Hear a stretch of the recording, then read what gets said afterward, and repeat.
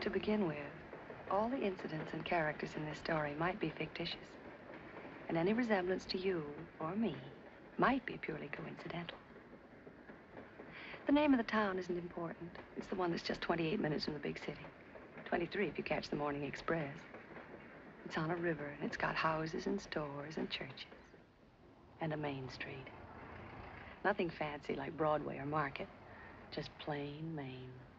Drug, dry goods, shoes, those horrible little chain stores that breed like rabbits. Also a street for the upper, the exclusive of the town, where the country club set live when they're not at the country club. This is the first Saturday in May, and tonight, the first dinner dance of the country club season. Well, anyway, this house belongs to Brad and Deborah Bishop, two of my dearest friends. Brad bought this house before he went to war. It was Brad who gave me my first black eye and my first kiss. Well, when he came home from the war, he came home with a wife, Deborah.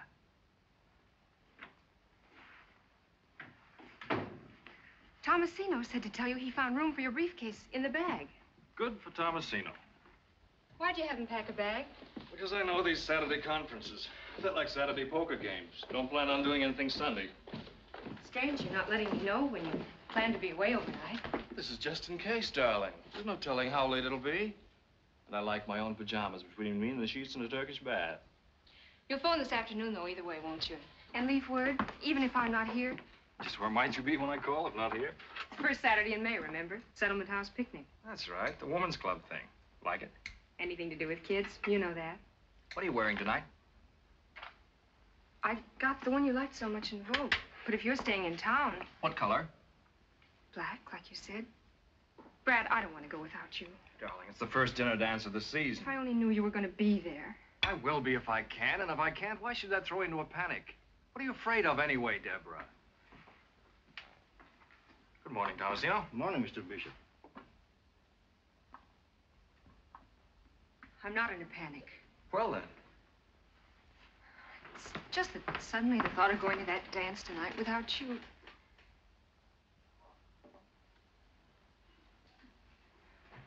Brad. Hmm?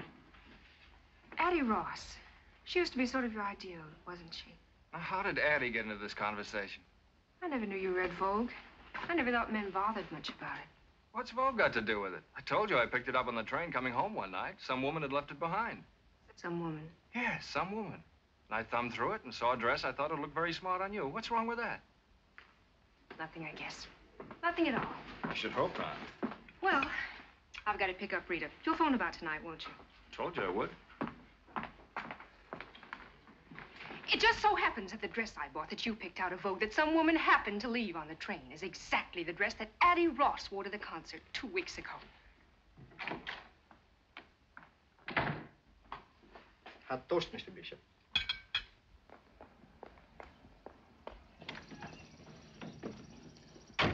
She won't stay mad at him long.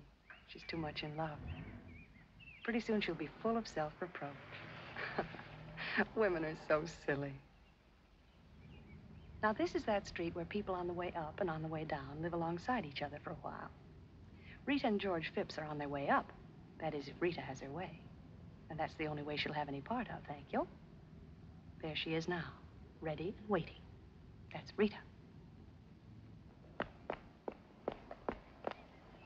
Hi. You're late. I won't be a minute. Just one last look at the twins, and I've got to give Sadie her check.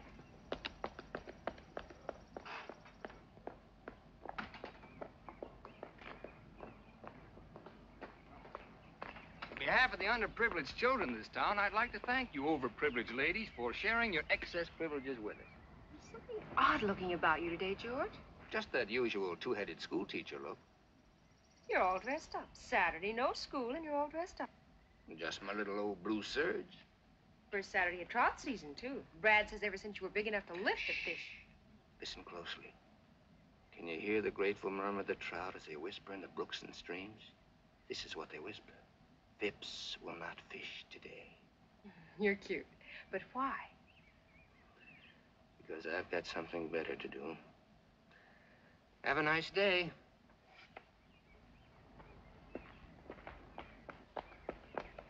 darling. We'll have to stop by the station. I've just got to get my copy off on the 842. Do you mind?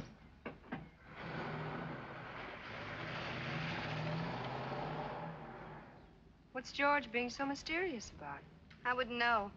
Seems we're not talking. Oh, I'm sorry. Oh, it's just one of those things. It'll be all right. Why? Was he acting strangely? Not exactly. It was only his not going fishing and being all dressed up. All dressed up? Why, so he is. His blue suit. On Saturday, of all things. And no fishing. The radio hasn't been fixed yet. Oh, and they've just gone on the air.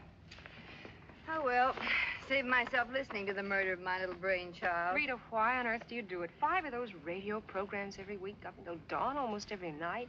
Because each week I receive in return 100 pieces of what Addie Ross calls the most restful shade of green in the world. Unquote. Addie again. Why is it that sooner or later, no matter what we talk about, we wind up talking about Addie Ross?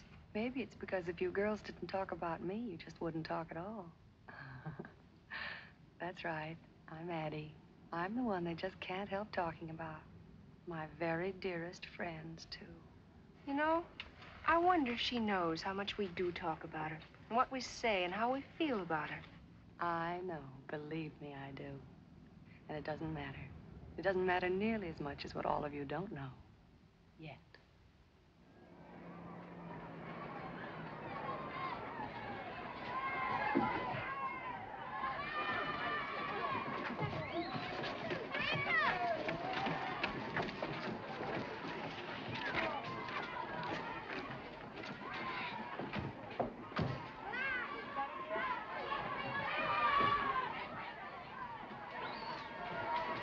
Good morning, Mrs. Hollingsworth. Haven't the others gotten here yet? No, you're the very first, the early bird.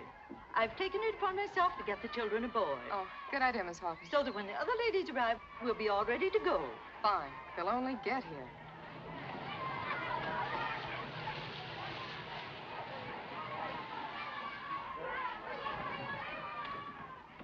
Oh, I'm sorry we're late. Rita had to go by the station. Oh, do you see anyone there you know? Just a husband of mine running like mad. Why? Nobody else? Where's Addie? Weren't you supposed to pick her up? Nothing's happened to her, I hope. Addie Ross left town this morning. Left town? Well, what do you mean left town? She certainly could have told someone, or at least phoned. She's left for good. Well, For it good? must have been something sudden. Some emergency. What makes you so sure it's for good? How do you know?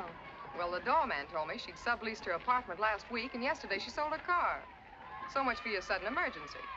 Well, if that isn't just like her, why do you suppose she had to keep it such a big secret? Who knows why Addie does or doesn't do anything?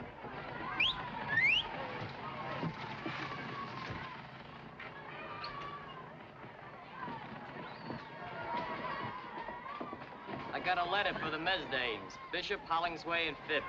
From the dear departed, I'll bet. Addie's so tactful. She even puts us in alphabetical order. Open it up. No, let's wait. But what? Till we get back. Knowing Addie, I mean, why let her spoil our day? Not my day. Addie Ross never saw the day she could spoil my day. Did I put enough days into that? Dearest Debbie, Laura May, and Rita, as you know by now, you'll have to carry on without me from here. It isn't easy to leave a town like our town, to tear myself away from you 3 dear, dear friends who've meant so much to me. And so I consider myself extremely lucky to be able to take with me a sort of memento, something to remind me always of the town that was my home, and of my 3 very dearest friends, whom I want never to forget. And I won't. You see, girls, I've run off with one of your husbands, Addie. Well, if that's her idea of a joke, Maybe it's she an thinks extremely she's poor kidding. taste, If I I ever must catch say. up with that character, I'll...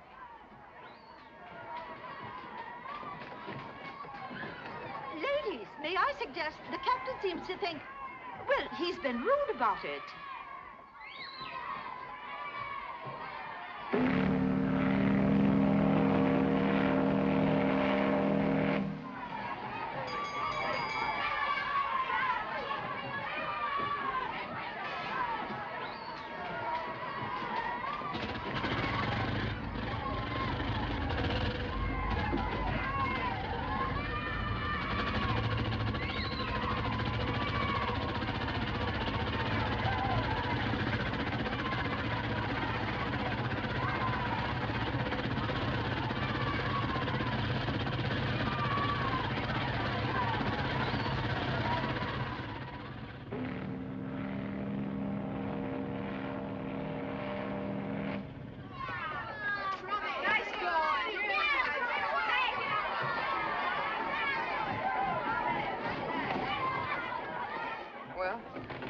like Addie has crowned one of us Queen of the May. I think it's laughable. Okay, laugh. Ha! Deborah didn't happen to mention why Brad had to go to the city, did she? He hasn't missed a Saturday on that golf course since they got the snow off the greens. All right, kids, get them while they're red hot.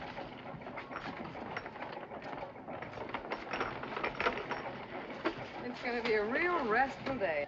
Nothing to think about except the picnic and the weenie roast and coming home. Oh, that. Kathleen's going to read us a fairy story. A fairy story. My favorite kind. I grew up on it. Only I wrote my own. May I start now, Mrs. Bishop? If you're ready, Kathleen, of course. Once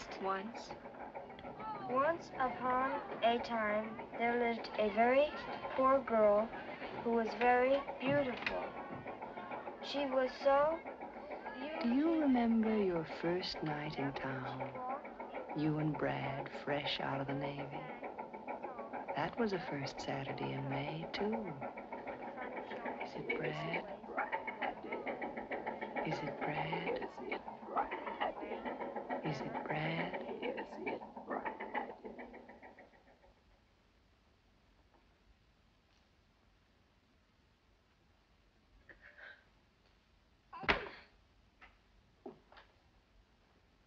Here now, what's this? Conduct unbecoming an officer and a lady. I'm such an unholy mess. How? This. A little too kinky, maybe? She must have said it with cement. Here, try this. It'll take the kink out of a watch spring.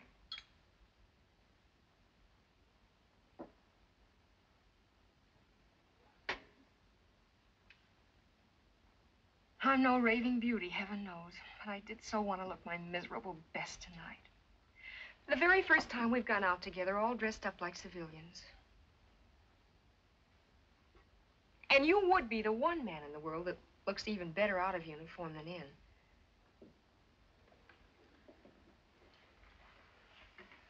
Got the jumps, kid? Quite a day, that's all. Quite a change. Out of the Navy, out of uniform, new home, new town, new friends. Oh, I told that blasted girl I wanted to comb it out soft, making me look even more like a farmhand than I feel. Easy does it. Meeting your friends for the first time. You wouldn't want them to see me like this. I should hope not. You'll be sure to put on a dress. Hey, my tie. You can tie it again. There they are.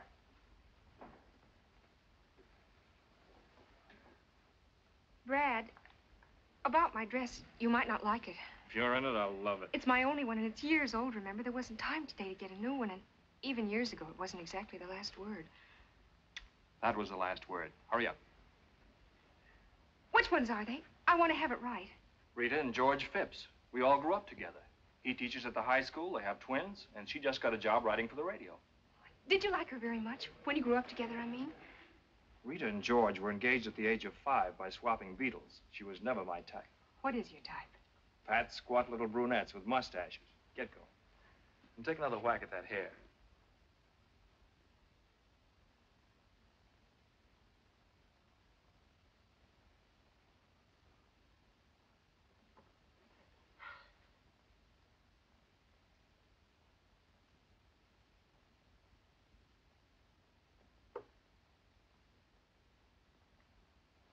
The original will be down in person directly. Brad. Hello, Rita. Darling. George. Hello, Brad. You look fine. I feel Good to fine. see you. Say, what's this I hear about twins? You look like a fugitive from a junior prom. Oh, not next to that, I don't. Brad, she's adorable. My personal share of Navy surplus. She certainly doesn't look as if she grew up on a farm. Oh, darling, I'm sure she took the hay out of her mouth while she's being photographed. Don't be funny, dear. What I meant was that from Brad's letter, I imagined all sorts. Well, anyway, just where on Fifth Avenue was this farm she came from? It's like music to hear you two pick at each other. Oh, we've declared an armistice for tonight out of respect for your battle fatigue. Fine. Well, here it is again, the first Saturday night in May. Here we are. You two, Porter and Laura May, we'll all be together again, just the way it used to be. Well, not exactly as it used to be. It seems there's been a change in one of the characters. Yeah, not exactly the same old Six. Tell me, how is Addie?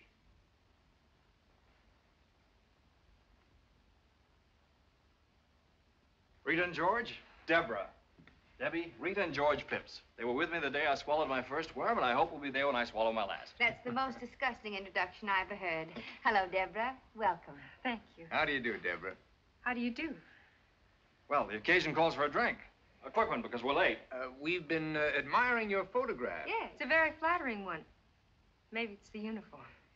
For some reason or other, I always seem to be wearing a full beard in photographs. You know, even in snapshots as a child. Give me a hand, George. Excuse me.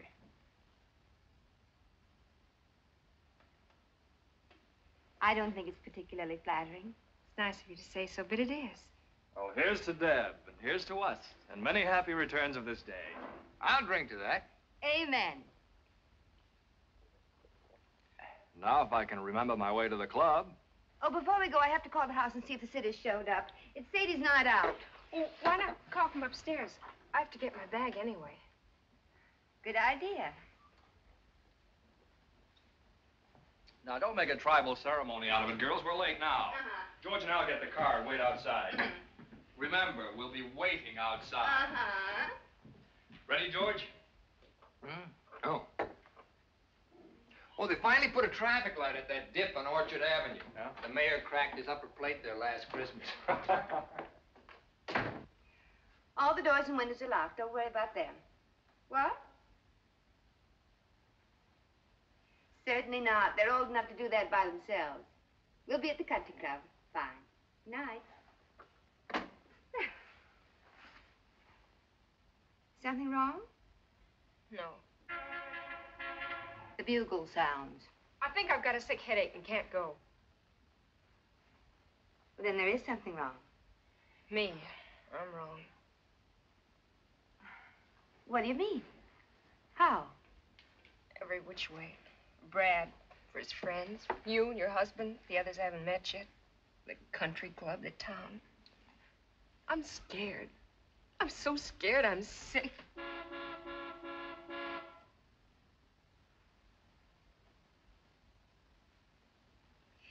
Isn't there a night baseball game or something you children can listen to on the radio? What's going on up there? I'm having a little slip trouble. Oh, hurry it up. Uh-huh.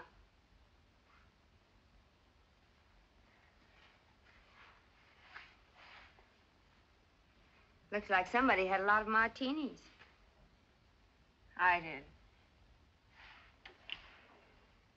What are you so scared of? It's worse than my first night in the waves. And I'd never been away from home before up to then.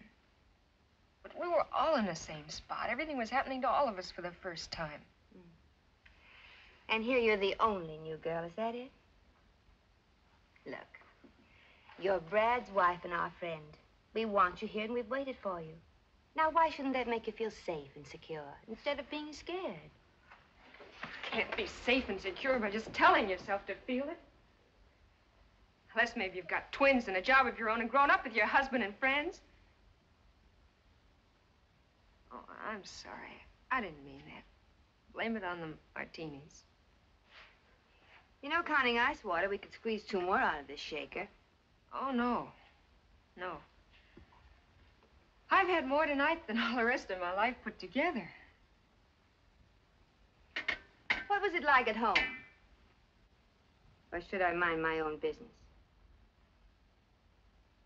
Ever read in the picture magazines about Farmer so-and-so and his model farm, kitchen, and life? Well, it wasn't us or anybody we knew. Papa just get through paying for the thresher and time to start paying on the new separator. Till I was 13, a bus took me 3 miles that way to grammar school. Till I was 17, another bus took me 11 miles that way to high school. And after that, I stayed home. Till one day, I took a bus 58 miles that way to join the Navy and see the world. And meet Bradbury Bishop. And fall in love and marry Bradbury Bishop. Why not? Why not, I said to myself. I was quite a girl in the Navy, head of my class. Hooray for me. Pretty cute in that uniform. That uniform. It's the great leveler. You couldn't tell me from Vassar or Smith or Long Island. I was a girl in the picture on the piano. That isn't me. This is me. What do you people talk about? Years of growing up together, thousands of first names and private memories. How do I fit in? Running a house, making friends, filling the day. Mrs. Bradbury Bishop, what's she like? Fun to be with, smart as a whip, pretty too. No wonder Brad Bishop married her, the lucky stiff. Rita, look at me. Look at my mail order dress that's 4 years old and awful even then. What am I going to do? As if that really matters. You must think we're an awful bunch of snobs. Aren't you underestimating us a little bit and Brad even more? You know, it's just possible he knew what he wanted and you had it. And if you had it, you've still got it. Oh, I should thank you for the kind words. I can't hear you. Sit up. I said thank you for the kind words. You're welcome. Now, about the dress. Haven't you anything else? Only uniforms. Oh. Well, stand up. The flowers must go. Flowers must go. Have you any scissors?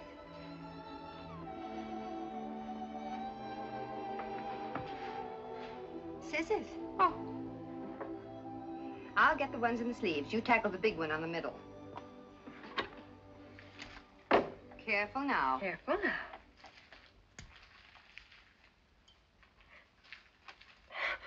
Now look what I did.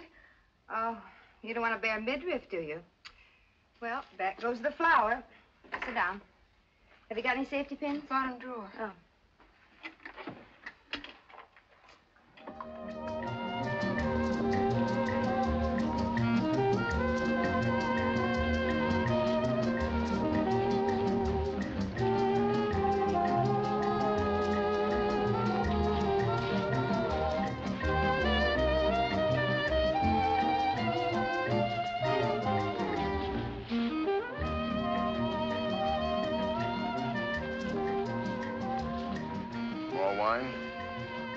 Thank you, no.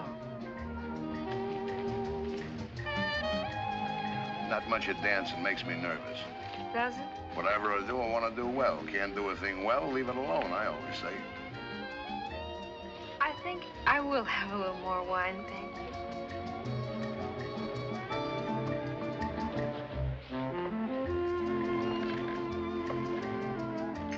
Thank you very much. Especially the rumba. Gotta have Spanish blood or something, like my wife. Comes from an old Spanish family named Finney. In many South American countries, there are many very distinguished families with Irish names.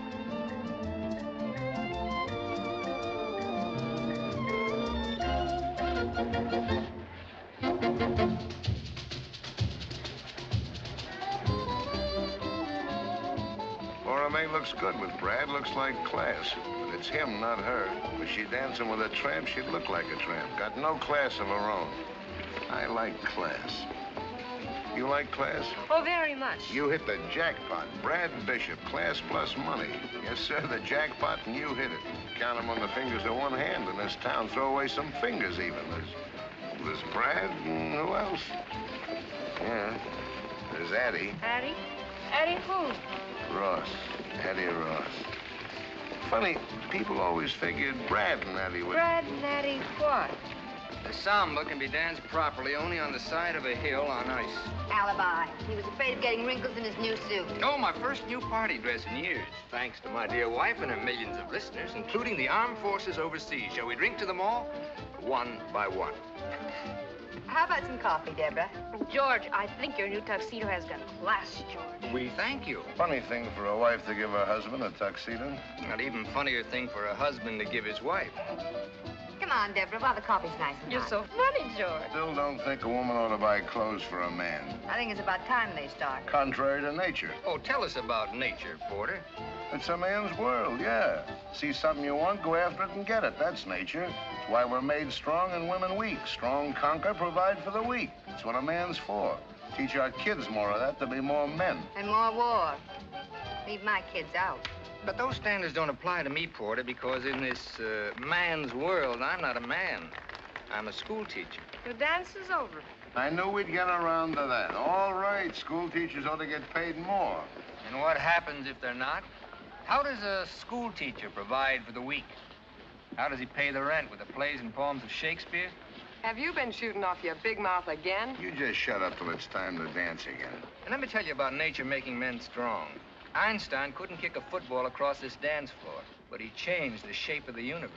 Now, take it easy, everybody. This is getting a little out of hand. You never know what he'll come up with when he starts knocking on that brandy bottle. You shut up. You just shut up. Isn't this fun, Deborah? We're old pals, you know, buddy. It's just one big happy family. Why, Brad. Not me, but it's a good idea. With the compliments of Mrs. Addie Ross. Oh, Porter, you were saying something about her and Brad. Addie! John, where is Mrs. Ross? I don't believe she's arrived yet, Mr. Bishop. That's Addie for you. Always the right thing at the right time. Thoughtful and generous. Generous to a fault. To a fault. That's Addie. Who is Mr. Ross? Mr. Ross took a powder about 5 years ago. No such thing. She gave him the heave-ho. He went out for a paper one night and never came back. Porter says Addie Ross has got class. And he knows class, like I know navigation. You stick to your guns, Porter. It shows a healthy instinct. You may call it class, but what Addie has is taste. I can buy taste. Addie's got class. Taste and discrimination. Women usually get them out of magazines, but they're part of Addie's natural equipment. Also fog lights, white sidewalls, and a heater. Isn't it fun, Deborah, when the boys all agree on Addie Ross and George Washington, nobody else? You girls put your noses back in a joint. I want to propose a toast. First half of the glass to Deborah. Welcome home, darling. Amen, baby. And the rest to our absentee hostess, Addie. Perfect.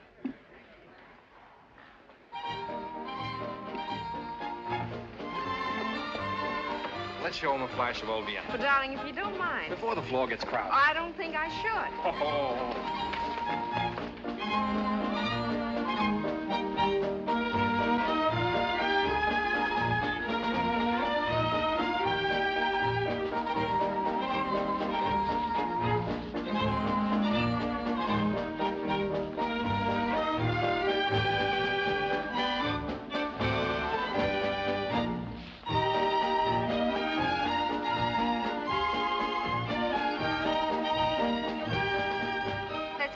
George. Something tells me this is going to be quite a waltz. Brad. Having fun? Brad, listen. Hold on, baby.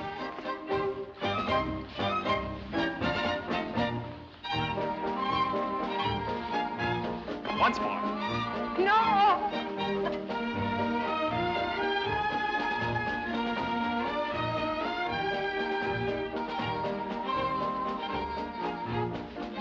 Deborah, what on earth have you done to yourself? Brad, let me handle this. Pardon my fingers.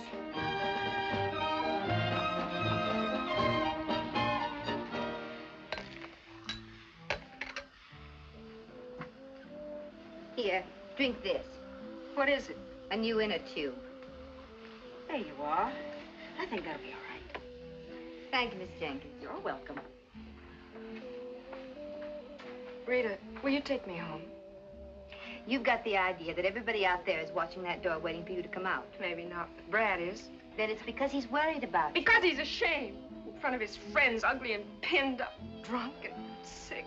Oh, I wanted so much to be what he wanted, to do what was right. Like Addie Ross, the right thing at the right time. But I didn't, I couldn't, I've humiliated her.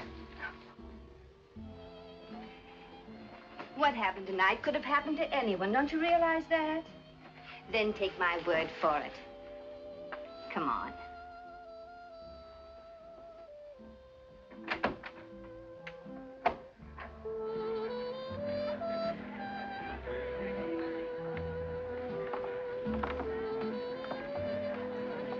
But there's Brad. Well.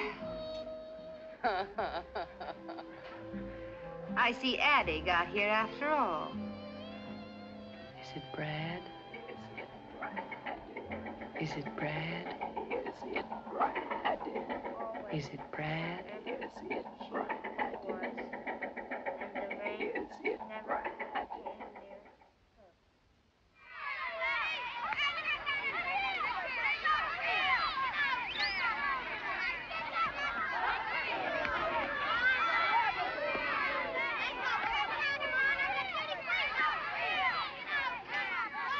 expect us back too soon. We kids are going after everything from sardines to wolves. You'll have no trouble finding wolves, honey.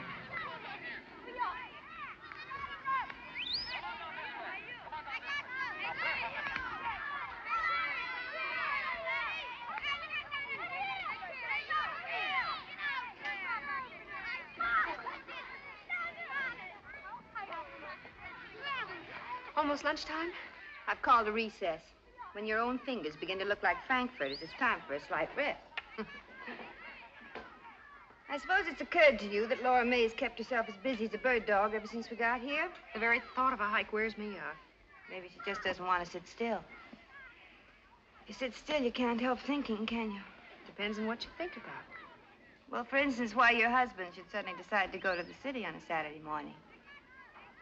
You mean Brad? No, I meant Porter. He was at the station this morning. Nearly knocked me down when I was mailing my copy. Funny Laura May doesn't seem to know about it. Why should you think I meant Brad? Maybe because it might keep you from wondering why George dressed up on Saturday with no school. You're being a little too touchy about a perfectly inoffensive remark, it seems to me. Let's stop this sudden bickering. We're beginning to behave like some movie about a woman's prison. Not a bad comparison at that. Cigarette? Thanks.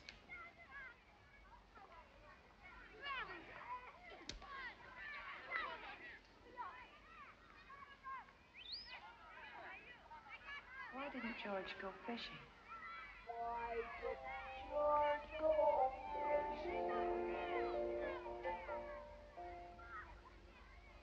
And why the blue suit? Why the blue suit?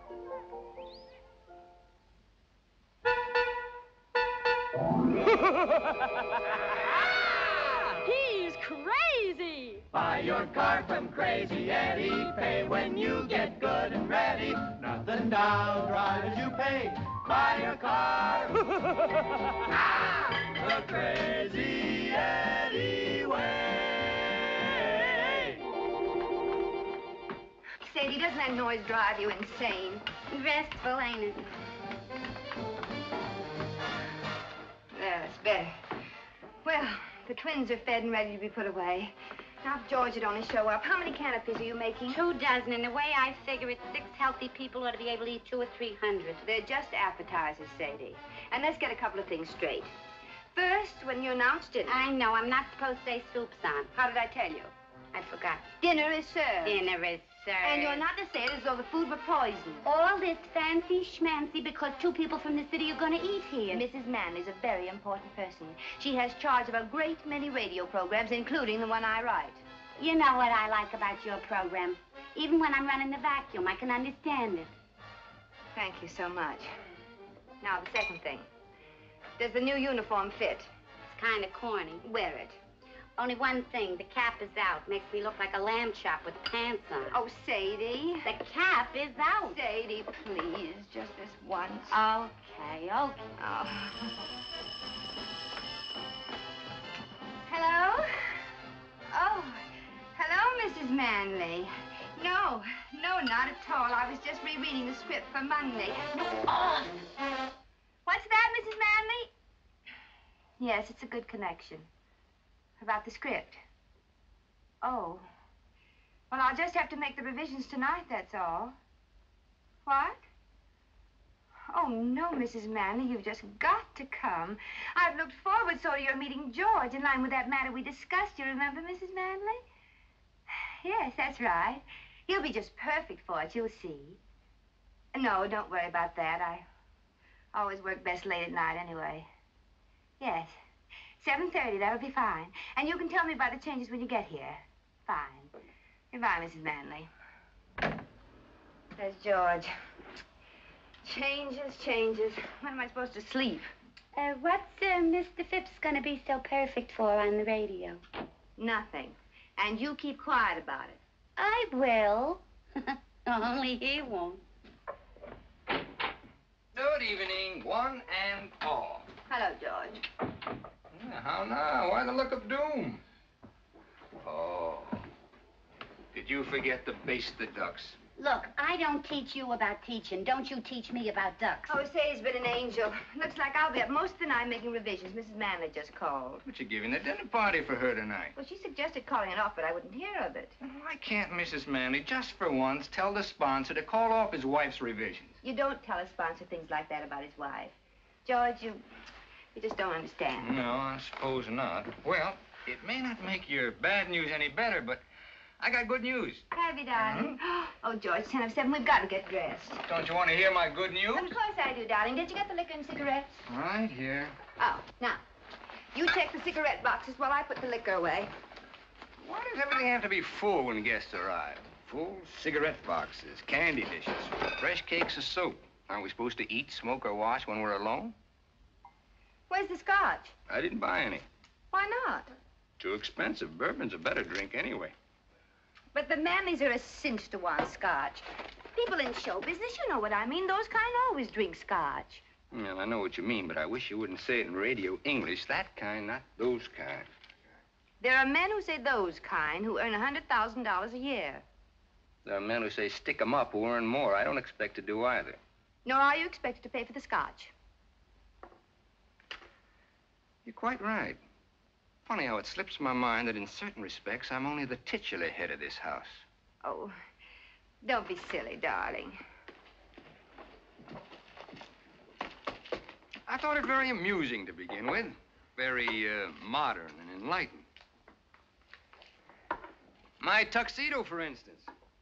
The same tuxedo that for some strange reason you want me to wear tonight. Well, what's so wrong about getting dressed up once in a while? Nothing at all. Unless it's obviously an attempt at pretense. And just what is so pretentious about tonight? Tonight we'll sit down to one of Sadie's duck dinners. Present will be Porter and Laura May, with whom we've had many such dinners when you wore slacks and I didn't bother to shave. But this time, also present will be 2 advertising moguls who happen to employ you. Their presence means a new uniform for Sadie, my children prisoners in their room, and all the pomp and hysteria usually reserved for coronations. I call that pretense. All right.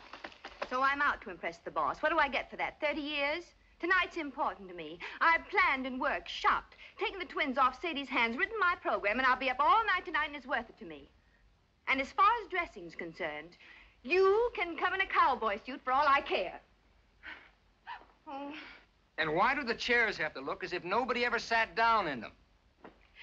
Because they do. Oh, come on, Reed. Let's cut it out. Look, you finish up down here and see if you can't relax for a few minutes. You all ready except for your dress? I'm combing out my hair. Good.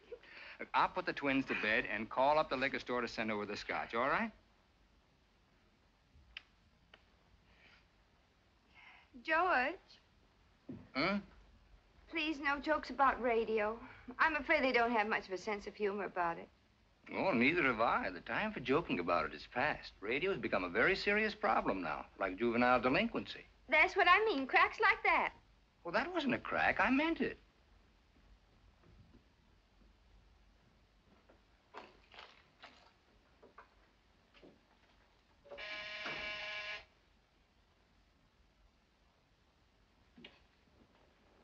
George! George! Sadie, don't open the door. It might be the guests. It can't be. It's only 7. But if it is, they mustn't see you like that. If they're that early, they deserve what they get. Well, wait a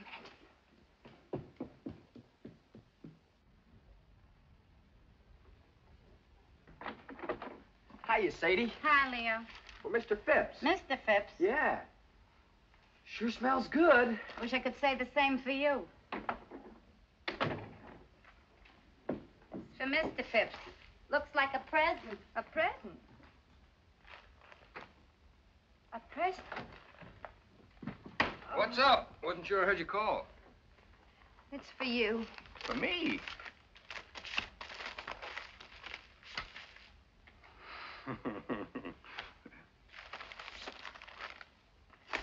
For George on his birthday. If music be the food of love, play on. Eddie. Well, I'll be... The Brahms. The concerto in B flat. Oh, it's a recording made in Vienna before the war. But how'd she find it? George. Hmm? It's your birthday today. I know. I just plumb forgot. Well, don't worry about it. I'm not much for birthdays. Yes, you are. You're very much for birthdays. Well, this time you had a lot on your mind. Even so. Happy birthday, George. Happy birthday, George. What a memory that girl's got. Almost a year since we talked about it. I'm going to play for the twins right now.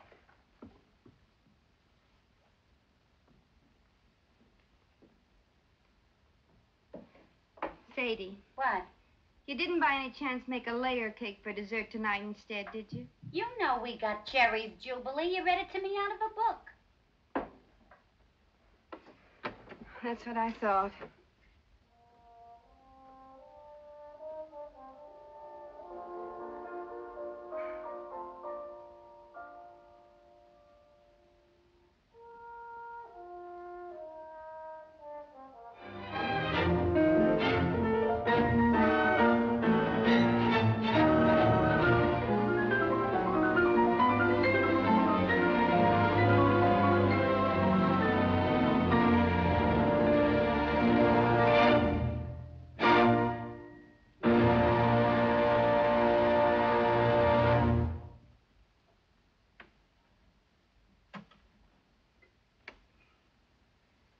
Sometimes I don't think we appreciate the miracle of the phonograph. The privilege of having men of genius perform for us at our command. What kind of a set is that? Oh, it's no particular make, Mrs. Manley. One of my students put that together for me. If I were you, I'd stick to the established trademarks, a pure tone, say, or a sonobel. Pure tone, sonobel. I thought that sounded all right. Didn't you, Porter? Mine plays 24 records, different sizes. Mix them up any way you like. Radio gets china, clear as a bell, also television. Except there's no television to get. We're too far away. Only television set in town. Like playing tennis without a ball. What do you want me to do about it? Build you a personal broadcasting station? You don't need a station. Just yell a little louder. Mrs. Manley, are you sure I can't get you a drink? A cocktail maybe, or scotch? Never touch it. Alcohol, that is, in any form. Oh. Mr. Manley? He doesn't either. Well, coming from show business, you might say, I always imagine those kind took a nip now and then. Wouldn't be keeping faith with our clients. Most respected trademarks in the American home. Well, I think I'll have one more. Porter? I've often wondered, Porter, why you haven't considered radio advertising. Mr. Hollingsway has a chain of 7 department stores all over the state. I know all about it. 23% by volume over last year, 138% over 1939. Where'd you get those figures? They're a matter of public record, Mr. Hollingsway. Yours is too big a light to be hid under a bushel. George, would you fix me a small Roma salsa? You're a potential giant, Mr. Hollingsway. Not too small. Doing all right. I said a potential giant. Potential. Something tells me I'm going to have a giant around the house. Got this whole state sewed up tight. But there are 47 other states, Porter. Crackerjack point. Now, you take the 3 states adjoining this one.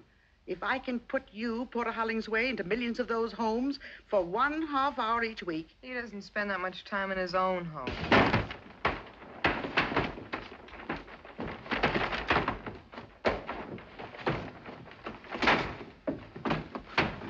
Excuse me. I told you the screen was a crummy idea. Soup's on. Thank you, Sadie. Mrs. Manley? All right.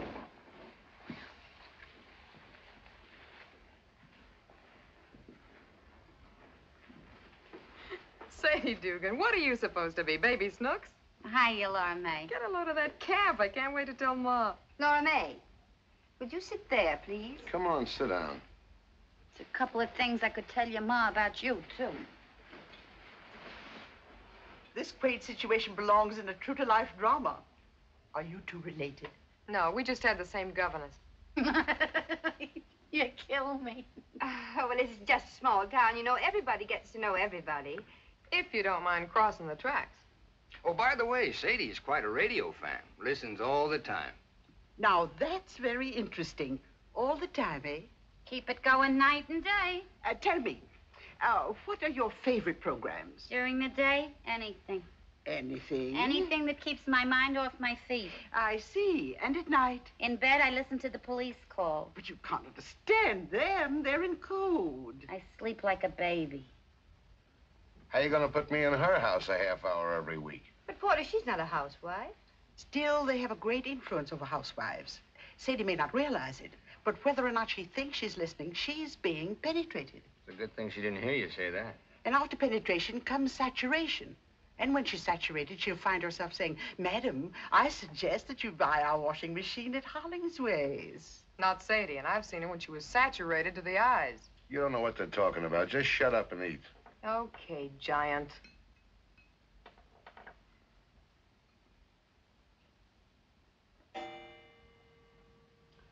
It's 8:30. I can't miss Brenda. Excuse me, please. Where is she? Radio. Confessions of Brenda Brown. One of ours. Wait a minute. Here, you better let me do that for you. I've got to tell Sadie to hold the ducks. Sorry to eat and run like this. So sorry. I won't say it doesn't matter because it does. Euclid Street, Wilkes-Barre, Pennsylvania.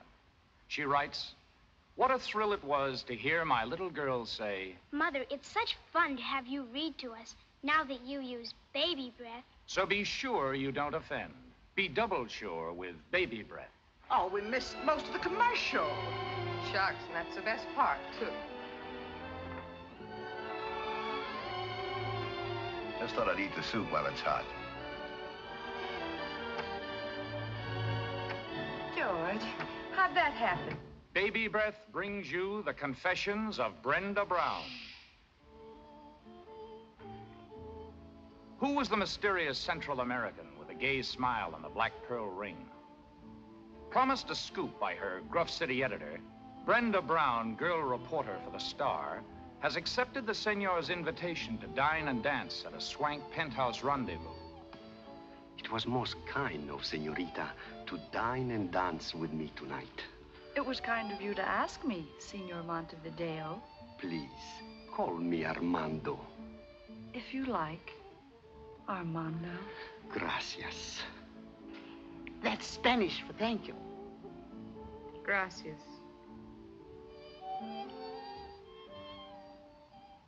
Lord Bruce, I'm proud and flattered. What small-town American girl would not be at a proposal of marriage from a gentleman as distinguished as you? But I must decline with thanks. You decline? I don't understand. We have Lady Bruce to consider. Invalid though she is, and though you've been married in name only for many years, she is your wife in sickness as she was in health, and must not be cast aside. I see. Besides, I am a registered nurse. It is my chosen profession, my duty, and much as my personal feelings from time to time. You and I, my dear Lord Bruce, must remain just another case. Another case in the notebook of Linda Gray, registered nurse. Listen next week for another chapter in this amazing human document. Linda Gray is brought to you by Protecto, product of the Duro Enamel Company. Remember, one thin coat of Protecto after bathing guarantees... This is the Allied Broadcasting Company. Enough? Might as well turn it off. There's nothing but music from now on. My, that was fun. 2 whole hours. Linda ran over almost a minute. The 3rd time in a month. 3 minutes gone. 1 full commercial. Gone for good. Well, some more coffee, anybody? George? Some more coffee, anybody? I just asked everybody, dear. Well, time to go home. George. Already? Seems as if you just got here. Come on, Giant. Back to the beanstalk. Get your coat. I'm ready. Been such a lovely evening, my dear. Pleasant company. The duck was fine. But of course, eating out here off your lap's gypsy fashion. The time just flew by. Tempo Fugit. Right, Professor?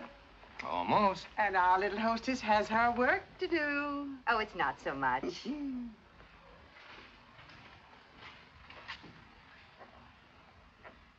Perhaps we can drive out and have lunch with you one day soon, Mr. Hollingsway.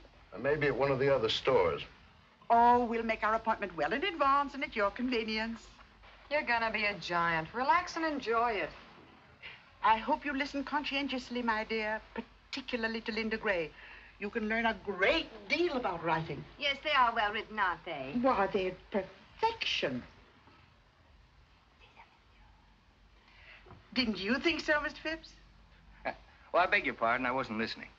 We'll see how much of an expert you are. Which of the programs did you think was the best? They all sounded pretty much alike to me. I thought you were a student of good writing. Oh, he is. He's given courses in the university. Well, then, which was the best? Mrs. Manley, I wish you wouldn't ask me that. Why not? Because it's a question I don't want to answer. Oh, go ahead, dear. I'm sure your opinion is a very valuable one. Well, if you're sure you want me to. Well, not if you feel you shouldn't.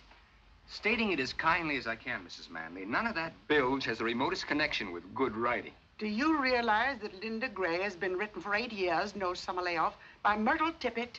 Who? You can't be much of an authority, Mr. Phipps, if you don't know Myrtle Tippett. Linda Gray has made her an immortal, and she's only 32. Well, Keats, Shelley, and Marlowe beat her by a couple of years anyway. They were immortal before they were 30. Classroom stuff. Radio writing is the literature of today, the literature of the masses. And heaven help the masses. But it just serves a different purpose, that's all. The purpose of radio writing, as far as I can see, is to prove to the masses that a deodorant can bring happiness, a mouthwash guarantee success, and a laxative attract romance. Well, take it easy, George. Let him alone. He'll run longer than Linda Gray. Don't think, says the radio, and we'll pay you for it. Can't spell cat? Too bad. But a yacht and $1 million to the gentleman for being in our audience tonight. Worry, says the radio. Will your best friends not tell you? Will you lose your teeth? Will your cigarettes give you cancer? Will your body function after you're 35? If you don't use our product, you lose your husband, your job, and die. Use our product and we'll make you rich. We'll make you famous. That's just about enough, George. Don't let it upset you, my dear. Don't you feel badly? Bad, not badly. You feel badly this way. I have more confidence than ever in your understanding of domestic problems. Look, I got my coat on and I catch cold easy. Easily, not easy. We're leaving now, Mr. Hollingsway. Good night again, my dear. Good night. And of course you understand that under the circumstances, your little project is quite impossible. Of course. Good night, Mr. Phipps. Good night. Good night, Rita. Good So night, long, Father. George. Good night, kids. Good night, lovely. That little project of yours turned out to be quite impossible.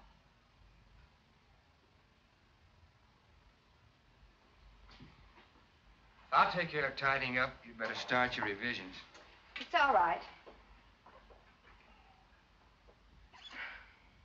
I'm sorry about this. I know how much it means to you. Well, it couldn't be helped, I guess. Oh, George, it would have been so simple to say something non-committal. Not for 3 hours, it isn't. I held back all night. Anyway, she doesn't blame you for it. Didn't she tell you not to feel badly? I wasn't thinking of myself. Well, then what can she do to me? Report me as being un-American? Radio's like a religion to those people. When you attack it, you attack their faith. And once they feel you're against them, they're off of you for life. There's no making it up. Why should I want to make it up? Why should I? Oh, nothing.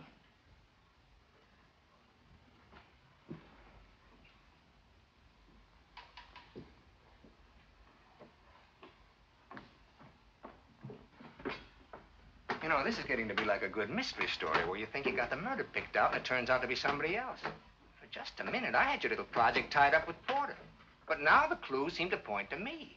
In some weird, unimaginable way, I was to prove irresistible to Mrs. Manley tonight. I was to impress her and win her favor.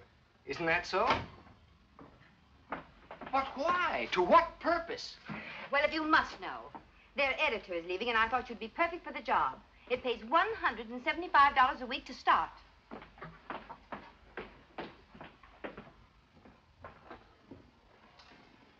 Come here. Sit down for a minute. Look, Reed, let's put aside my nausea at the idea of working for the Manleys. Let's put aside my personal likes and dislikes. They're not important. I'm willing to admit that to a majority of my fellow citizens, I'm a slightly comic figure, an educated man. Nobody's asking you not to be. Think of the good you could do. Maybe raise the standards. Commercial radio? What's the phrase? Wait for your laugh? I'm a school teacher. That's even worse than being an intellectual. School teachers are not only comic, they're often cold and hungry in this richest land on earth. And thousands are quitting every year to take jobs that pay them a decent living. That is unhappily true. Then why not you? Because I can't think of myself doing anything else. What would happen, do you think, if we all quit? Who'd teach the kids? Who'd open their minds and hearts to the real glories of the human spirit, past and present? Who'd help them along to the future? Radio sponsors? Comic strips? At that, I've been luckier than most. Even without what you earn, I've managed to keep our heads above water. It's quite a strain over a period of time with the water lapping at your chin. And that's where you've been a great help. You've made it a lot easier for both of us. I'll admit it has upset my male ego from time to time. And your overdeveloped sense of taste and discrimination, which is apparently equaled only by that of Addie Ross. Let's try to keep Addie out of this one. I am fed up with taste and discrimination. You're not making sense. I'm fed up with your nobility and wisdom and superiority, and your contempt for me and everything I try to do. You're talking nonsense. Everything I say is nonsense. It's all this work. You're overtired. You do too much. Well, you suggest I stop doing this moronic radio trash with which I pay most of your bills? Now, calm down. And what do I go back to? Washing, scrubbing, ironing, and a life of taste and discrimination? I'm fed up with Addie Ross. What's it all about, really? If music be the fruit of love, play on. Give me excess of it, that surfeiting the appetite may sicken and so die. From Twelfth Night by Mr. Shakespeare, which Addie and I played in high school. I thought it was a very clever note. And there was more to it than a childhood memory. Yes, there was, but we won't go into that right now. We're going to get a few things straightened out once and for all. Sit down. Yes, Professor. Sit down.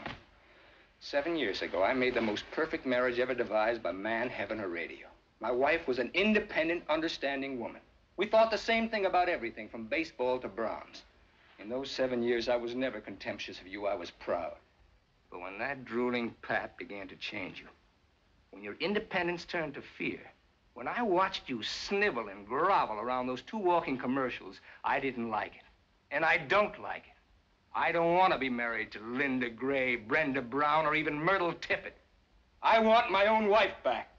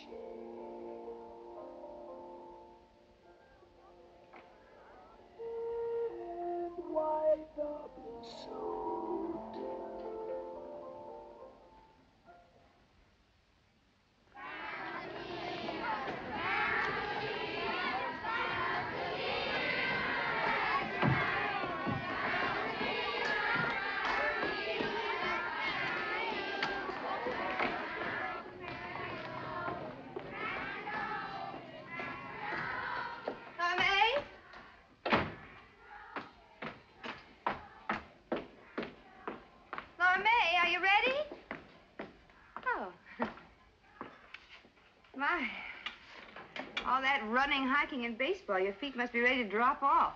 I've covered more ground in Porter's store from the notions counter, just back and forth to the water cooler.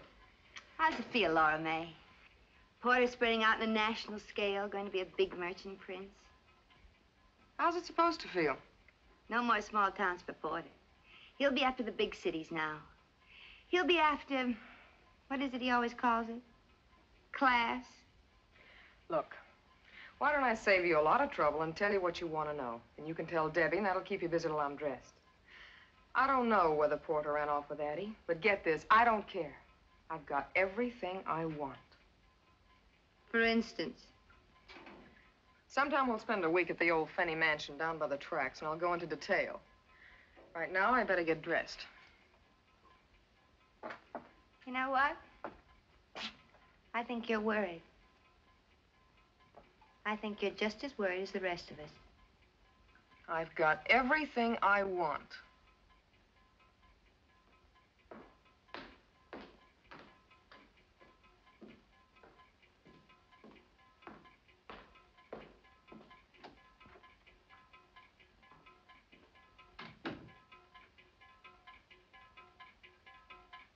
Maybe you haven't got everything you wanted after all.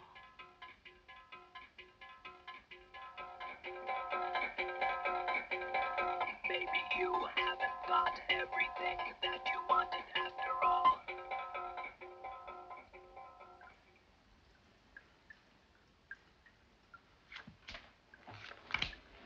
Your bet. How much you got in front of you? About $11,000. That's my bet. Okay. What do you got? Ace high. You're next. Jack. 9. You win. Beer? Yeah, if you're all out of champagne.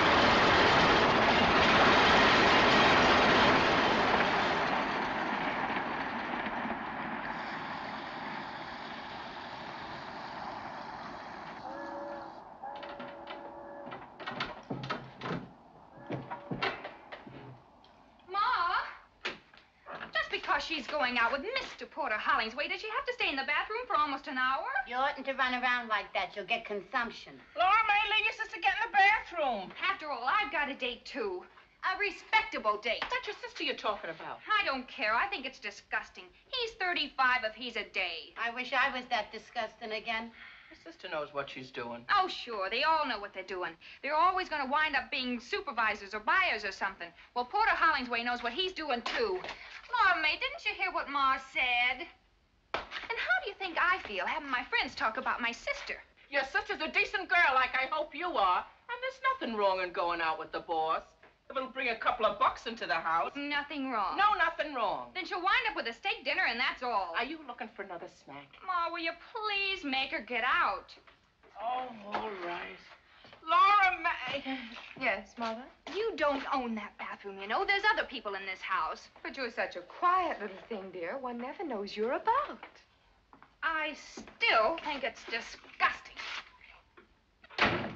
How do I look? If I was you, I'd show more of what I got.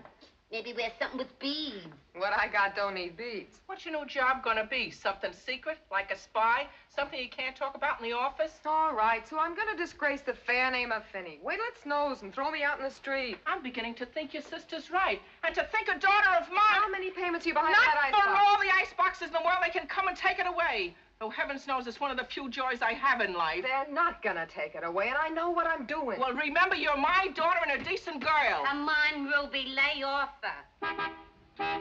It's him. I guess so. You got everything? Where's your purse? Right there. He's out in front, in a car a block long. Well, what are you waiting for? Relax. He just blew us on again. That ain't Gabriel. Relax. My nerves can't take this. Laura May, what are you waiting for? That's what I was waiting for. Sadie, would you be good enough to answer the door? Well, my union don't like me doing this kind of thing for free, but okay. Anybody wants me can come in and get me. This ain't a drive-in. Well, I never. Hello, Sadie. Hi, Porter. Good evening, Mr. Hollingsway. Good evening. I see you know Miss Dugan. You just didn't know my last name was Dugan. But I don't believe you know my mother, Mrs. Finney. Mother How do you is do? Mr. Hollingsway. How do you do?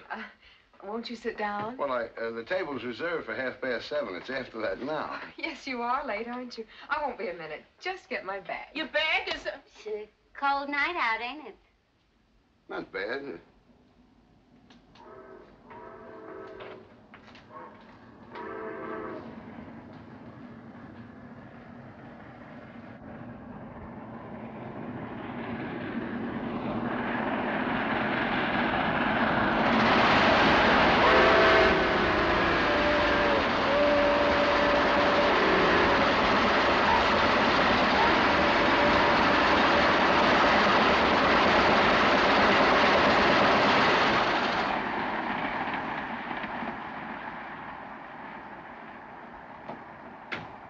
One of mine, right?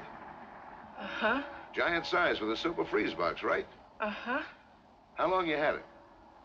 How long they been on the market? A couple of years. Yeah, that was one of the first. Uh-huh.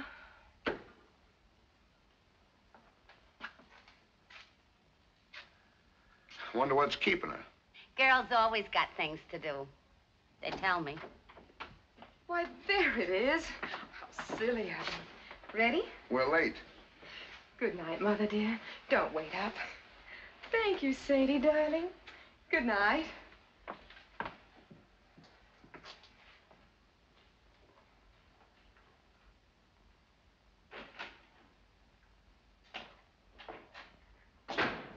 Thank you, Sadie, darling.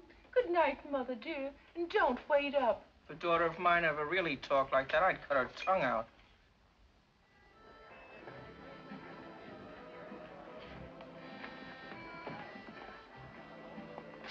There you are, Mr. Hollingsway. My, what a pretty shade of green. What's it called? Cream de mint. Tastes like peppermint. It isn't too strong, is it? Wouldn't hurt a baby. Well, I'll just have to trust you.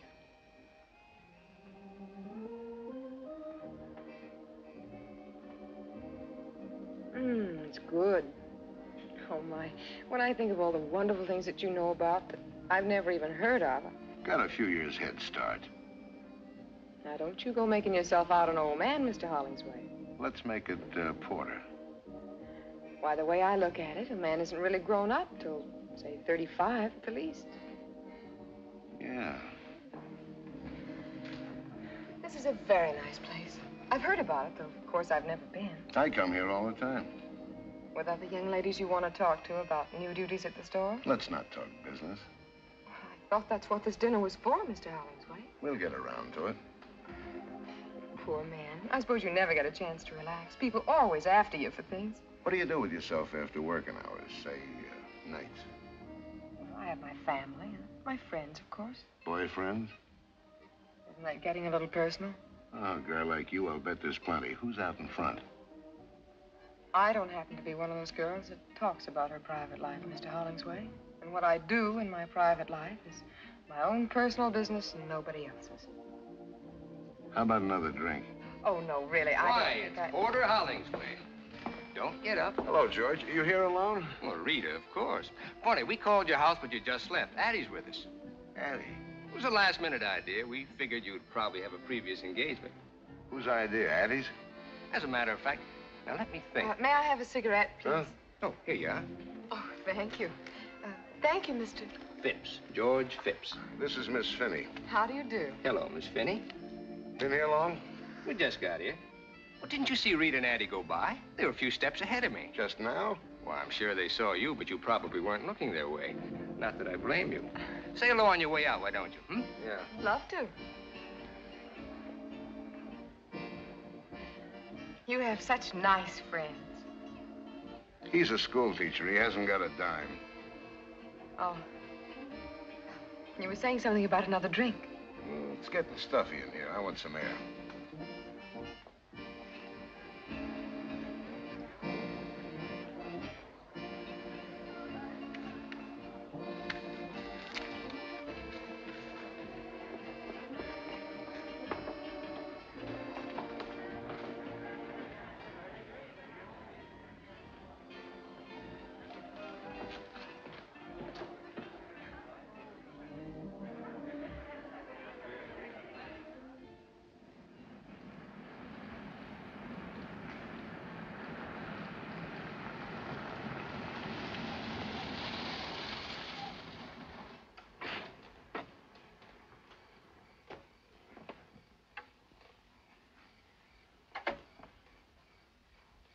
Weren't you out of cigarettes back there? Didn't you ask George for one? Did I? You're smart. Thanks. Plenty smart. We gonna talk about business now? Let's look at the view for a while. Miss Lipke's leaving next week. Yeah, And if Miss Goldberg moves up, you'll need a new assistant supervisor. like flies around honey. Hmm? You and your boyfriends. I thought we settled that. I want to talk about it some more. What makes you so interested in my boyfriend? What do you think? Which is the ashtray?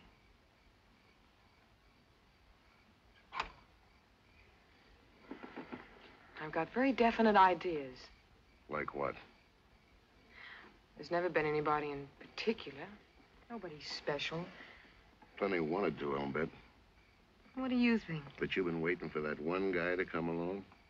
I got very definite ideas. What's he got to be like, this one guy? Someone that wants to marry me more than anything else in the world.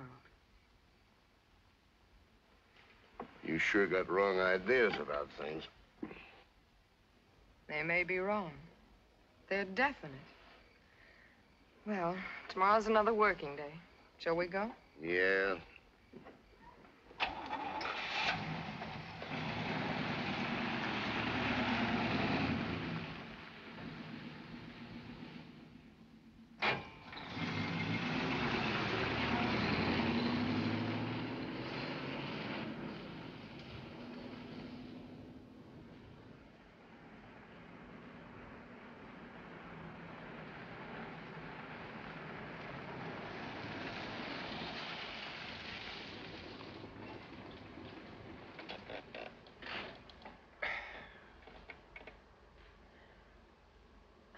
Well, home again.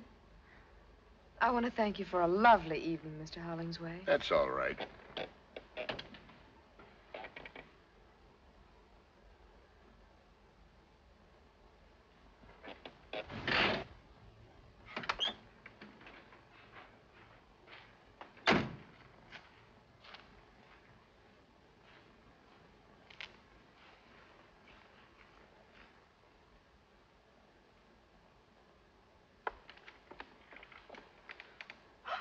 Oh, now look what I've done. My best nylons. Too bad. Oh, I must have caught on a nail or something at the restaurant. I hope you don't mind my bringing it up, but could you remember about Miss Lipke leaving and Miss Goldberg moving up? What about tomorrow night? If you'd like. I'd like. 7:30.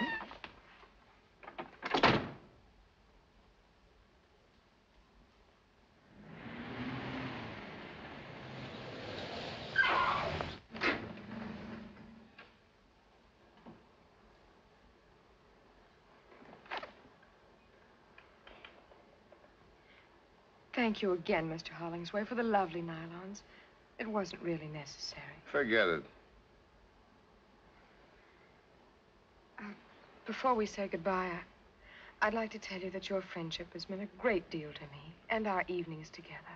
They've been wonderful. And I'm just sorry that... Well, goodbye. Goodbye.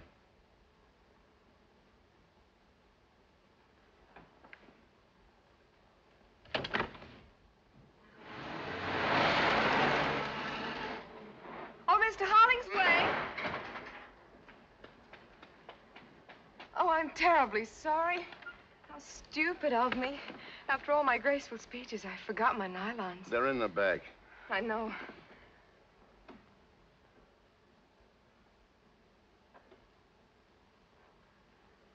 Good night again.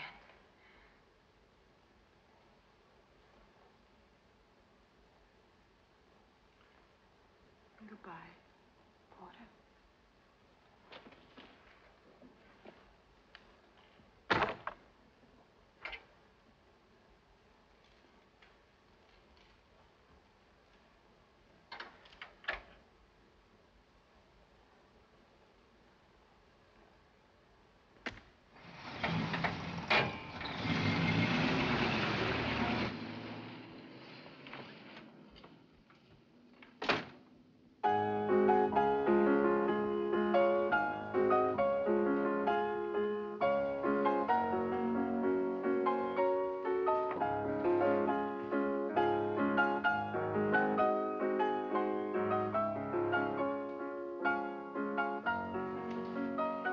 That's all. Yes, sir. It's gonna be a white Christmas. That song, they tell me it made $1 million for the fellow who wrote it. This is the most beautiful house I've ever seen. It's just everything anybody'd want. You name it, I got it. You were married once, weren't you? See if it's too sweet. Perfect. Is this her picture? My wife, I wouldn't even have her fingerprints in the house. Then who's this? Somebody I know. I bet I can guess. Addie Ross. That's right. So that's what she looks like. You can't tell from that, really. It's only a picture. She's beautiful, all right. She sort of looks like a queen, doesn't she? Like a queen ought to look.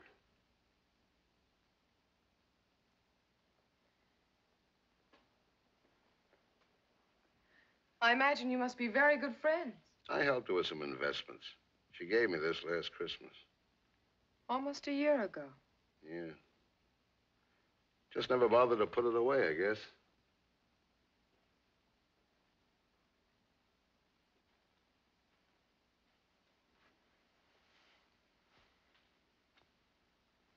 Porter, You know how I feel about you.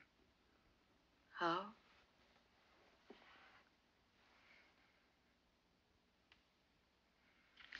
I'm only human, you know. I'm not so sure you are. No? No. Thanks. You're smart. So you told me. I'm smart, too, and I've been around. I'll bet. It's an old act. You're good at it, but you don't fool me. You're smart, all right. Smarter than anybody. And I know all the answers. Then answer this one. Why pick on me? I've been watching your work, Miss Finney, and I think you're ready for advancement. Let's have dinner and talk it over. There's a brand new act for you. It's got a beard a mile long. I didn't ask you out. You asked me. And why me? The woods are full of girls.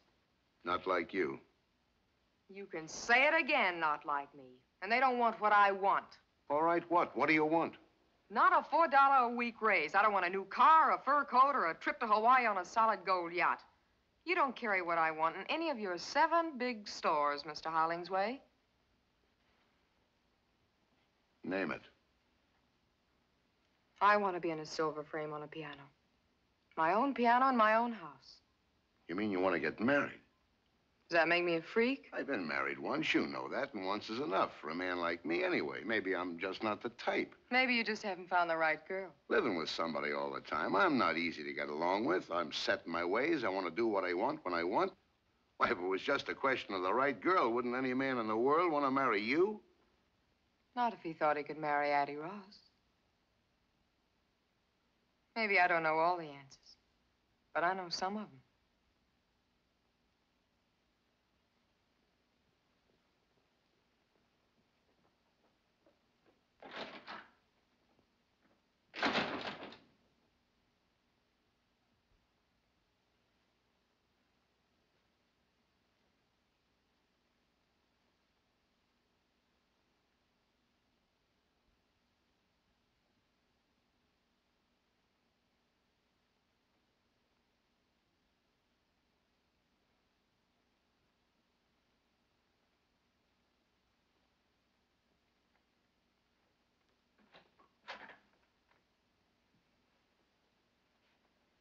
It's late.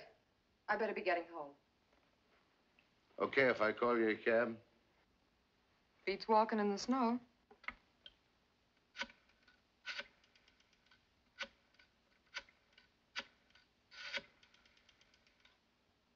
This is Porter Hollingsway. How long before you can get a cab over to my house? Okay, hustle it along. And say, put the charge on my account. Yeah. Be just a minute. Sounds like you keep the cabs pretty busy with this kind of thing. The reason I keep an account is because I do a lot of business with them, store business. Well, don't get mad. You just keep needling me. I'd insist upon paying for that cab myself, but I'm in no spot to be proud. From tomorrow on, I count the pennies. What's tomorrow? The day I start looking for a new job. I'm not gonna fire you. I'm gonna quit. What do you want to do that for? That's a silly question coming from a man who knows all the answers. None of the others quit. Why should I? Is that it?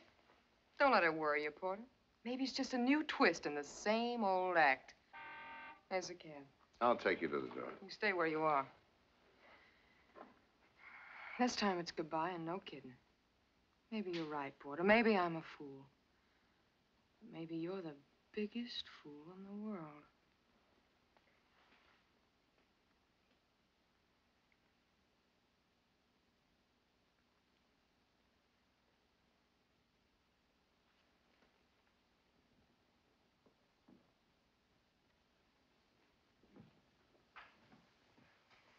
Laura May.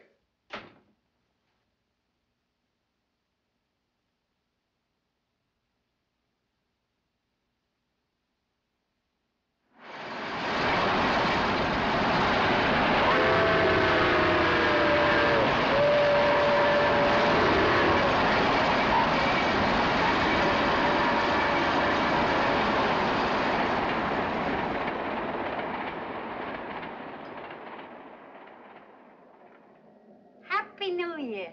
Happy New Year. Will you stand still? Oh, this dress ain't my type at all. For one thing, it's too high in the front. If my best dress ain't good enough for you, you can get out of it right now. Just don't give me that big sacrifice routine. You'd wear it yourself if you had someplace to go. Okay, that does it. Take it off. It was Ma's idea for me to wear it, not yours. It's still my dress, and you got 30 seconds to get out of it. Just because it's New Year's Eve and you haven't even got a You're date. gonna look awful silly running around this kitchen stark naked. Ma! 10 seconds to go. Just because you got Porter Hollingsway mad at you. 5 seconds. Ma! Can't we have some peace in this house even on New Year's Eve? You got it mixed up with Christmas. New Year's Eve is when people go back to killing each other. Which reminds me, I gotta go to work. That's a fine way to see the New Year end, serving up champagne for Mrs. Addie Ross and friends. It beats sitting alone with a glass of stale beer. Forget it, Sadie. I didn't mean it the way it sounded. I know. Tell you what, comes midnight, I'll slip Porter Hollingsway a Mickey. Don't bother. It's a pleasure. Night, kid. Happy New Year, Sadie. Is he going to be at the Addie Ross party? That's what the invite says. She's expecting the pleasure of his company. How do you know? Listen, when they hire Sadie Dugan for a waitress, they submit a guest list. And Laura May could have been there, too. Stop picking on her. Who's picking on her? You and Babe. You stop it and make Babe stop it, too. Of all the time to quit a job just before Christmas with all the bills due and 5 months due on the icebox. Ruby Finney, you gotta make up your mind whether you want your kids happy or your icebox paid up. Oh, not for all the iceboxes in the world. Relax. Have a good time tonight at the bingo party. Gee, I wish you were going to be there. Happy New Year, Ruby. Happy New Year, Sadie.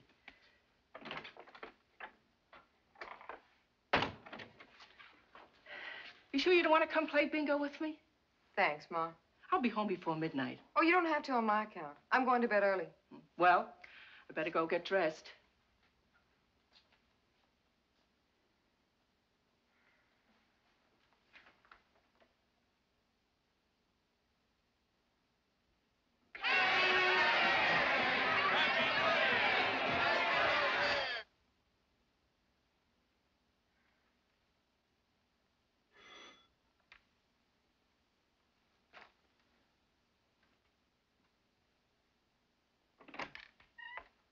Hi, Laura May. Hi, Nick. Babe ready yet? Unless she's beat her brains out with a powder puff. Sit down. Give me a cigarette, huh? Sure. Hey, how come you ain't dressed up for New Year's Eve?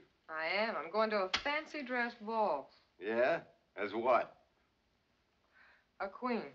A queen? A queen in a silver frame. I don't get it. I'll go see what's keeping Babe.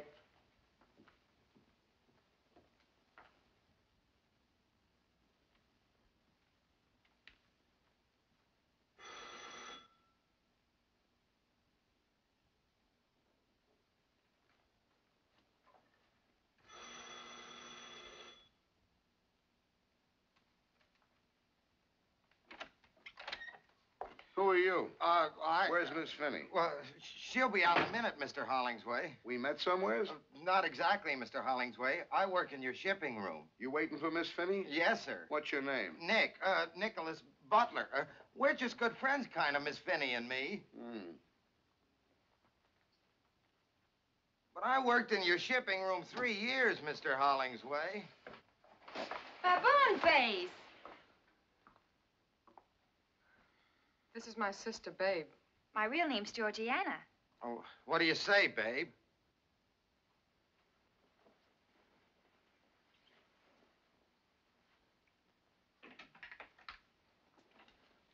Happy New Year, Mr. Hollingsway.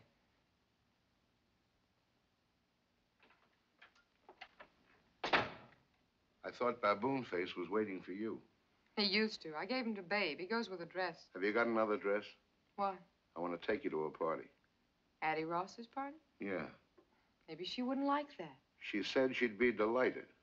She must need another waitress. I told her we had a date and not to expect me if you'd made other plans. We haven't got a date, and I haven't made any plans, so why don't you just run along? We could go someplace else. No. Why not? You know why not. These are for you. Thanks. Put them on. I'm not going anywhere. You wouldn't want to let them die. I'll put them in the icebox. The orchids ain't paid for either.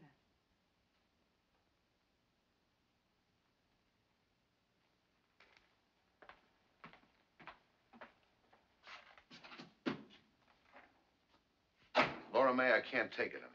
I thought we decided to leave it alone. It's worse not seeing you, knowing you're here. Maybe I ought to leave town. Wondering about you, who you're with, who you're looking at, who you're kissing, who... Easy now. I can't sleep nights thinking about you. So what? What do I do about it? Start the same thing all over again and wind up the same way? And what about the way I feel, my sleep? But then I'm not even human, am I? I'm just a great big act. You know what you're doing to me. And you know all the answers. I can't take it anymore. Oh, what's the use, Porter? Tell Addie Ross it's a cook's night out, and I had to stay home with the icebox.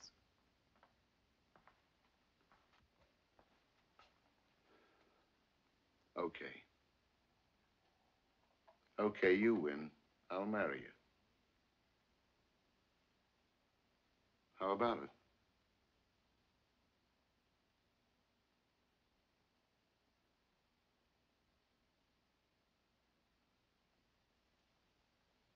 Thanks. For nothing. Now, what kind of an answer is that? I don't know. Just felt like it, that's all. We'll do all right, kid. We're starting out where it takes most marriages years to get. Out in the open, no jokers. You'll see. You've made a good deal, Laura May. Laura May, honey, if you want me, I'll be over at the Callahans playing. Happy New Year, Ma. We're gonna get married. Bingo.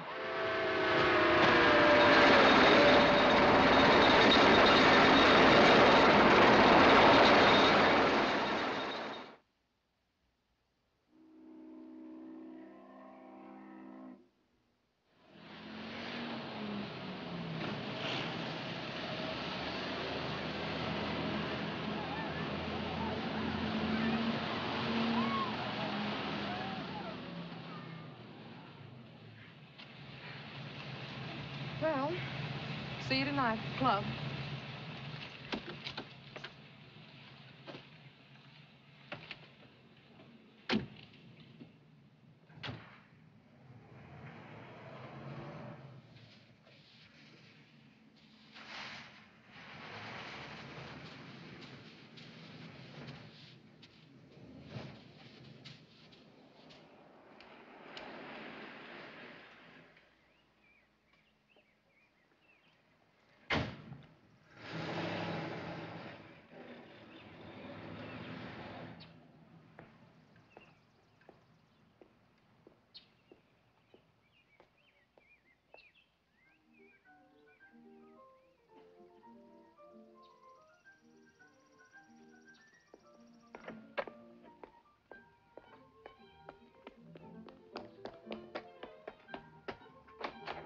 George?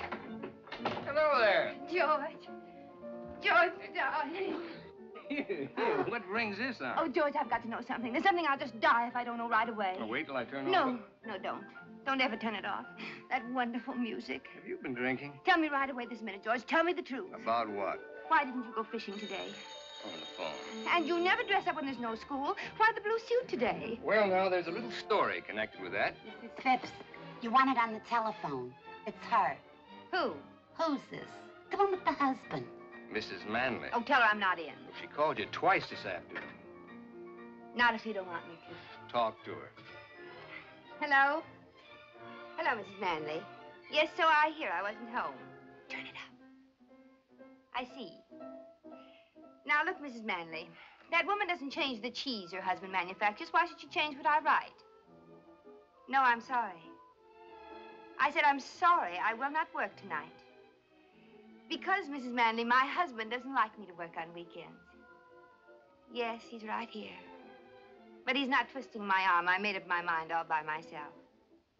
No, you'll have the copy Monday. Goodbye, Mrs. Manley. Peace, it's wonderful. Answer my questions. Well, that night, the night of the big wind, I came home with the news. You were preoccupied, so after a couple of tries, I decided to skip it. It was just that the High School Dramatic Society decided to do 12th night and asked me to direct it. The first rehearsal was today, and I thought my blue suit was more appropriate than a pair of wading boots. And Addie knew about it. Which accounts for if music be the food of love, play on. And on and on.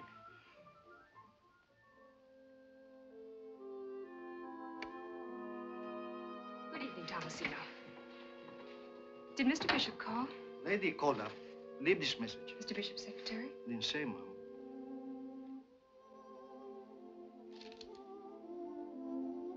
Mr. Bishop called to say he is very sorry. He will not be home tonight.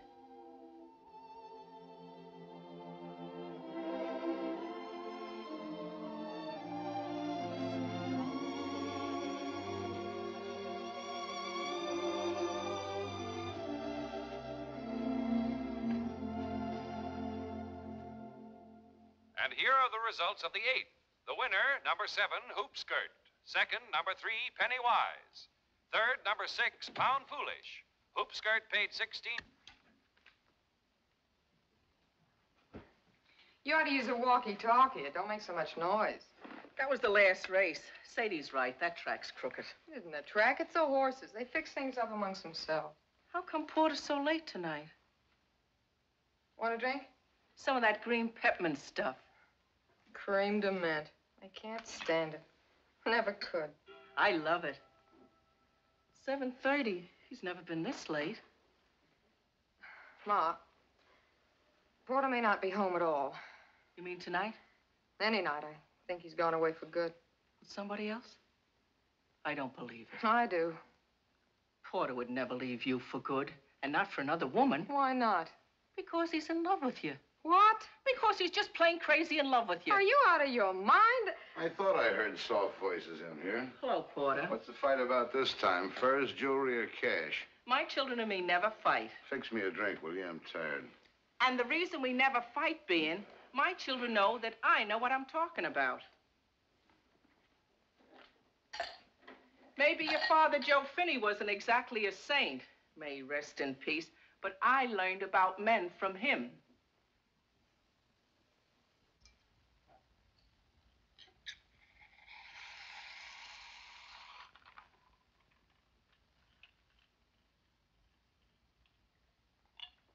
Too much soda. No more so than usual. I'm too tired to play with it tonight. I want to drink it. Addie Ross left town today and took somebody's husband with her. Yeah? You seem real excited about it, like I told you we were having lamb for dinner. What do you want me to do? Sue somebody? I'm tired. I figured you might be the lucky boy. Then it must have broke your heart when I walked in here. Funny you should mention my heart. So you figured I ran away with Addie Ross. How'd it feel? You don't have to tell me. I can tell you. You ought to go on information, please. So what? I got mine. That's what you thought to yourself. You ought to get a concession at some carnival. You're a regular mind reader. 3 years of playing the good wife. Here's where I cash in. Here comes the payoff. That's what you thought.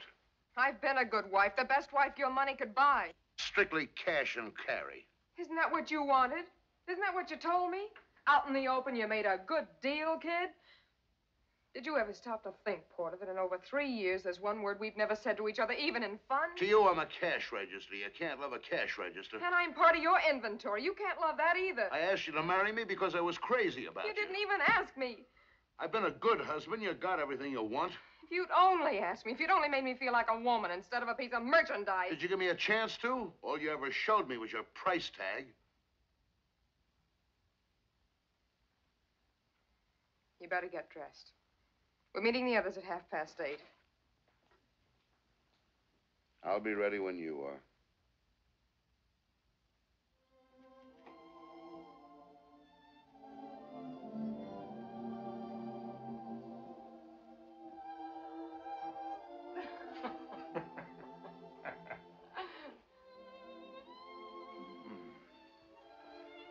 She walks in beauty like the night. Hello, George. Of cloudless climes and starry skies. And all that's good of dark. You're the most dreamy thing I've ever hated at sight. Thanks so much. How are the martinis? Very high and dry. Let me bring you up to date. No, thanks. Not drinking? Not at the moment. So how long a wait do you suppose before Brad comes sliding down the banister? A rough idea. He's not here. What do you mean he's not here? Brad's not here. There was a message when I got home saying he wouldn't be back tonight.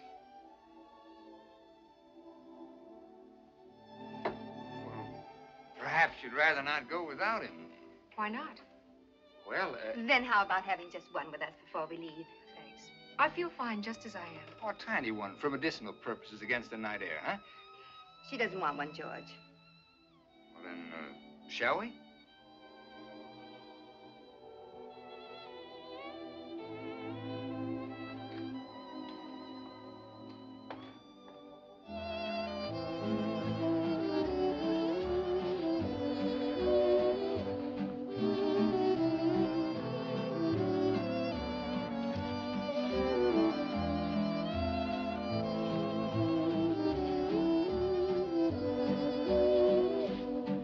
Sure you don't want to drink? Sure. You know who that guy is? A bookie. All the barbershops and saloons in town dancing with my wife. He came over and asked very politely. She'd dance with anybody. She waited to see if you had any objections. I wouldn't object if a chimpanzee asked her. Then you've got no right to complain. Oh, I've got no complaints. I'm Happy Joe from Kokomo. Greatest little wife in the world. Fine home, fine friends. Everybody loves Oh, me. why don't you stop acting like a spoiled baby? Everybody loves I'm Porter. fed up listening to your wah, wah, wah. You're always talking about being such a man. You don't even act grown up. What are you getting sore about? You're so stupid. Oh, wait a minute. Have you any idea how much Laura May's in love with you? No, how much? So much she's afraid to tell you. Afraid you'd laugh at her. Me laugh? She couldn't say it with a straight face. Laura May in love with me, it's all she can do to wait it out. Wait it out. Yeah, like an annuity till it matures, like a slot machine that pays off. That's what she's waiting for. A chance to call it off, to collect. The end of the line. Fares, please. Don't tell me about love and Laura May. Oh, George.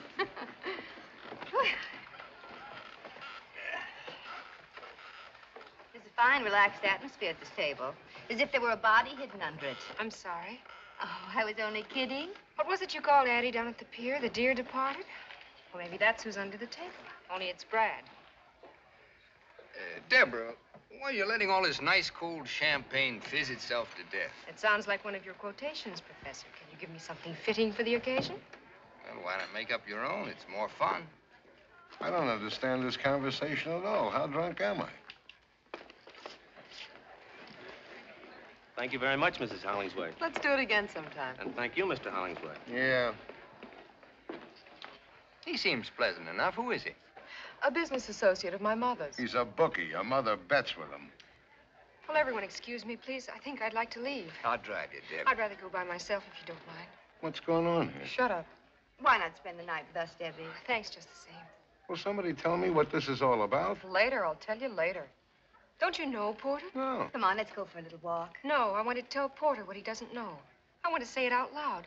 The reason I want to go home, Porter, is because I've been spoiling everybody's fun.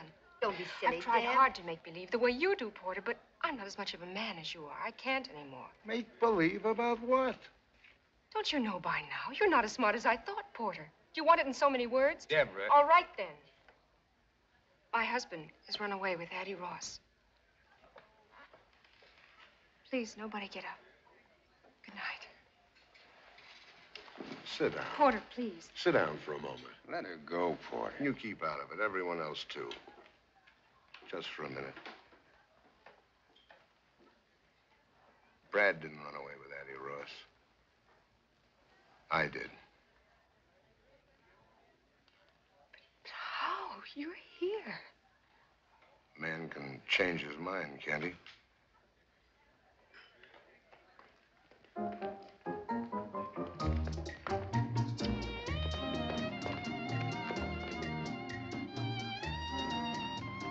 Porter, you're quite a guy. Thanks. She'd have known in the morning anyway. She'd have had a tough night. She's just a kid.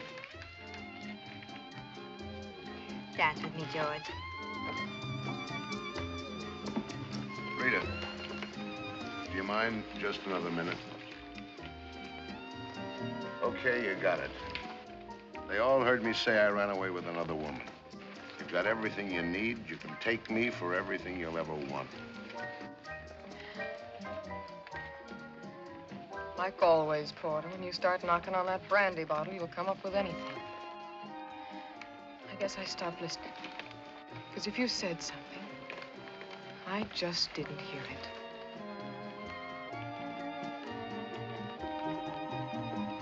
Why don't everybody dance?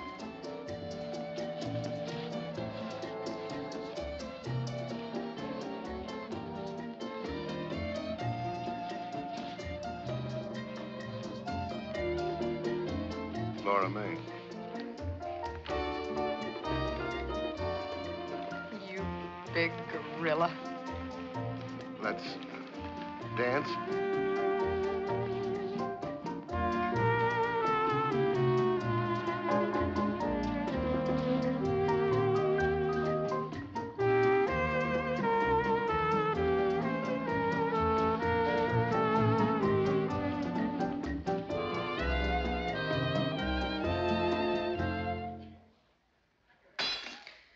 Hi-ho. Good night, everybody.